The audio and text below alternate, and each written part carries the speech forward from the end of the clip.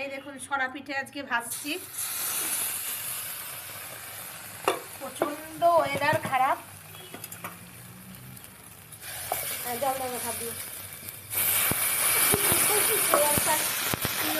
খারাপ, সেটা আর কি বলবো আপনাদের। দেখুন ওয়েদারের অবস্থা দেখুন, বৃষ্টি পড়ছে।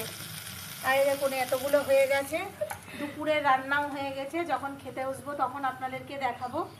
কিচ্ছু ভালো লাগছে না, রাত্রিরে ঠান্ডার ভয়ে দুপুরবেলায় তাড়াতাড়ি করে নিলাম। আবার দুধেও ভেজাবো, দুধ গুড় জাল দিয়ে ভেজাবো। এই দেখুন আর একটু হবে, ঢাকা থাক।